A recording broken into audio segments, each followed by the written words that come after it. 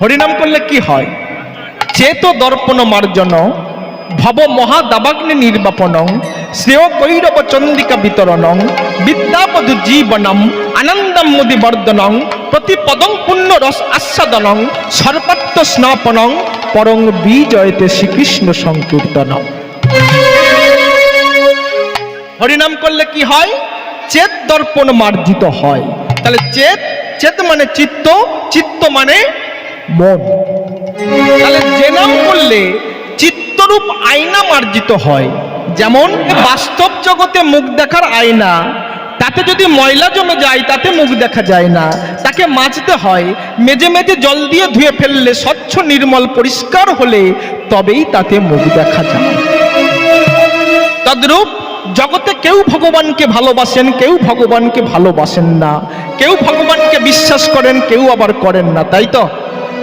যেমন শিক্ষিত ছেলেমেয়েরা তারা ভগবানকে মানতে চায় না। কেন না? আমরা সায়েন্স নিয়ে পড়াশোনা করি, আমরা বিজ্ঞান নিয়ে পড়াশোনা করি, আমরা ভগবান মানবো কেন?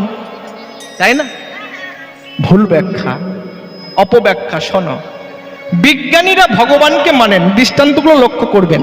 বিজ্ঞানীরা ভগবানকে মানেন, কিন্তু বিজ্ঞানীর লেখা দুপাতা পড়ে আমরা ভগবানকে মানতে চাই না, তাই না? বিজ্ঞানীরা ভগবানকে মানে। ভারতবর্ষ তথা হিন্দু ধর্মের শ্রেষ্ঠ ধর্মগ্রন্থ হলো গীতা। এই গীতাকে যিনি ইংলিশে ট্রান্সলেশন করে ইংরেজিতে অনুবাদ করে সমগ্র পৃথিবীতে, সমগ্র বিশ্বের দরবারে, প্রতিটা ঘরে ঘরে যিনি পৌঁছে দিয়েছিলেন, তার নাম কি? তার নাম হলো বিজ্ঞানী এনিমি সেন। ইনি কে? ইনি হলেন একজন প্লেনের পাইলট, প্লেন চালক। ইনি যখন প্লেন নিয়ে শূন্য পথে উঠছে, ঠিক যখন প্রশান্ত মহাসাগরের মিডিল পজিশন, এমতো সময়ে তার প্লেনে আগুন ধরে গেছে। যখনই প্লেনে আগুন ধরে গেল, প্লেন থেকে ঝাঁপ দিলেন আর বললেন, হে বিপদ ভঞ্জন মধুসূদন, এ দেহ তোমার অর্পিত দেহ, এ দেহ তোমাকে দান করলাম। ইনি কে গো? ইনি হলেন মহাজন, মহাভক্ত। ইনি ভারতবর্ষে এসে রাধা গোবিন্দের নাম শুনেছিলেন, বিপদ ভঞ্জন মধুসূদন, এই কথাটা শুনেই তিনি প্লেনে উঠেছিলেন। তাই যখনই প্লেনে আগুন ধরে গেছে, প্লেন থেকে ঝাঁপ দিলেন আর বললেন, কি বললেন? ঠাই যেন পাই চরণে,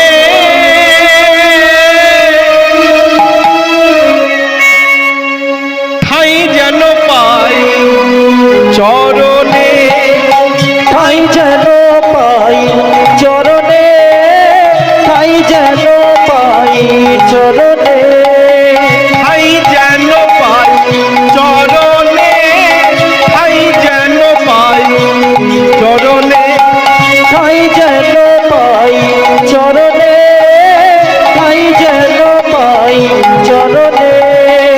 ওগো দয়াময়, ওগো করুণাময়, ওগো দয়াময়, ওগো করুণাময়, ওগো দয়াময়, ওগো করুণাময়, ওগো দয়াময়, ওগো করুণাময়, কৃপা করো দিনজনে,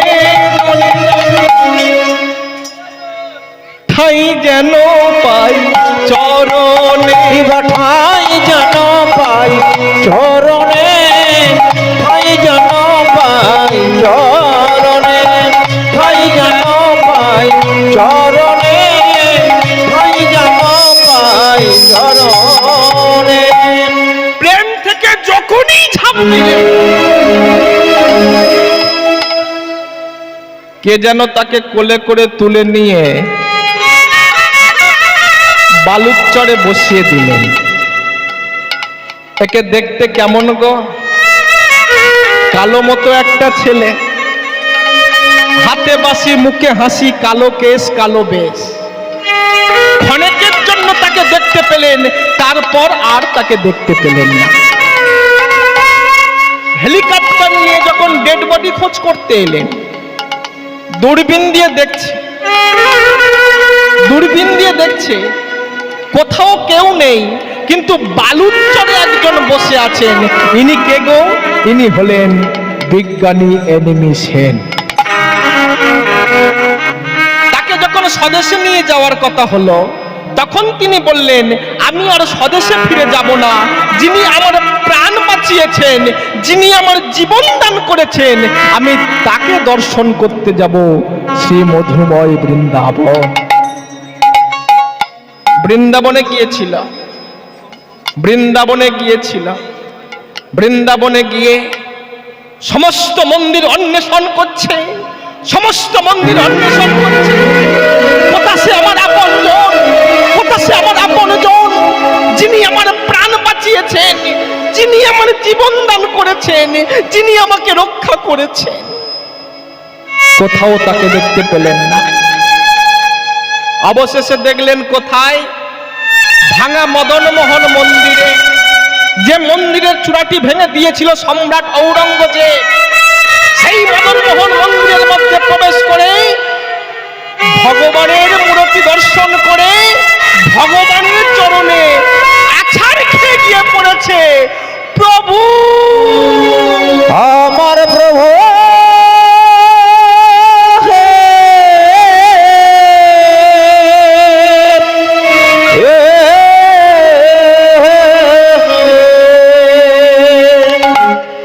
প্রভু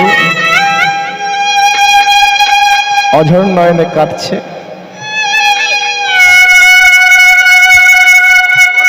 এই চলে, এখানে বসে বসে কাঁদছিস কেন? কি হয়েছে তো? পুরোহিত ঠাকুর, আমরা প্লেনে আগুন ধরে গিয়েছিল, ইনি আমার প্রাণ বাঁচিয়েছে, ইনি আমার জীবন দান করেছেন, ইনি আমাকে রক্ষা করেছে। ও পুরোহিত ঠাকুর, এনার হাতে লেখা কোনো গ্রন্থ কি আপনার কাছে আছে? বলেন না, এনার হাতে লেখা কোনো গ্রন্থ আমার কাছে নেই, তবে ইনি মুখে বলেছিলেন সেই গ্রন্থ আছে, যার নাম হলো গীতা, যেটি সংস্কৃত ভাষায় রচিত। পুরোহিত ঠাকুর, দয়া করে আমাকে একটা গীতা দেবে। তো একটা গীতা দিয়েছিল, সেই গীতা নিয়ে ইংলিশে ট্রান্সলেশন করে ইংরেজিতে অনুবাদ করে সমগ্র পৃথিবীতে ছড়িয়ে দিয়ে বলেছিল এনিমি সেন, রে জগজিৎ, হয় আপনারা গীতা পড়ুন, তা না হলে আপনারা গীতা দর্শন করুন, তা না হলে প্রতিদিন স্নান করে গীতায় একটি তুলসী পত্র দিয়ে বলুন। কি বলবেন?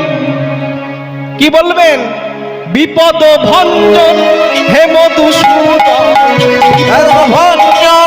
হে মধুসূদন, বিপদ ভঞ্জন হে মধুসূদন, বিপদ ভঞ্জন হে মধুসূদন, রক্ষা করো দিন জনে জনে জনে, পাই যেন পাই হৃদয় গৌর হরি হরি বল, পাই যেন পাই চরণে, পাই যেন পাই চরণে, পাই যেন পাই চরণে, পাই যেন পাই চরণে। তাহলে কি হলো মা? মহাবিজ্ঞানী যারা ভগবানকে মেনে নিয়েছেন, তারা মহা অজ্ঞানী যারা ভগবানকে মানতে চায় না তারা, তাই তো? এই যে বিজ্ঞানের ছেলেমেয়েরা, শিক্ষিত ছেলেমেয়েরা বলছে আমরা বিজ্ঞানে উন্নতি করেছি। কি করেছ? এক ফোঁটা রক্ত তৈরি করতে পারোনি, একটা প্রাণ তৈরি করতে পারোনি, একটা অস্থি তৈরি করতে পারোনি। কি করেছো তোমরা? পৃথিবীতে যা কিছু ছিল তা থেকে তোমরা নতুন নতুন জিনিস তৈরি করেছো। তাই বিজ্ঞানের তৈরি জিনিসকে বলা হয় আবিষ্কার, আর ভগবানের তৈরি জিনিসকে বলা হয় সৃষ্টি, তাই তো? সৃষ্টি এবং আবিষ্কারের মধ্যে পার্থক্যটা লক্ষ্য করুন। বিজ্ঞান তৈরি করে যে জিনিস তাকে বলা হয় আবিষ্কার, আর ভগবান যে জিনিস তৈরি করে তাকে বলা হয় সৃষ্টি। কি করেছ? বিজ্ঞানের ছেলেমেয়েরা বলছে আমরা বিজ্ঞানে উন্নতি করেছি। কি করেছি? মানুষের হার্ট খারাপ হয়ে গেলে হার্ট অপারেশন করে হার্ট ভালো করে দিই, লিভার খারাপ হয়ে গেলে লিভার অপারেশন করে লিভার ভালো করে দিই, কিডনি খারাপ হয়ে গেলে কিডনি অপারেশন করে কিডনি ভালো করে দিই, চোখ খারাপ হয়ে গেলে চোখ অপারেশন করে চোখ ভালো করে দিই। আমরা কি না করছি? আরে মশাই, বিজ্ঞান এগুলো পারছে ঠিকই, হ্যাঁ, হরিবল হরিবল হরিবল হরিবল হরিবল। হার্ট খারাপ হয়ে গেলে হার্ট অপারেশন করে হার্ট ভালো করে দেয়, পেট খারাপ হয়ে গেলে পেট অপারেশন করে পেট ভালো করে দেয়, চোখ খারাপ হয়ে গেলে চোখ অপারেশন করে চোখ ভালো করে দেয়, ঠিক। কিন্তু গ্রামে যদি কোনো মানুষের মনুষ্যত্ব খারাপ হয়ে যায়, বিজ্ঞান কি পারে মনুষ্যত্ব অপারেশন করে ভালো করে দিতে?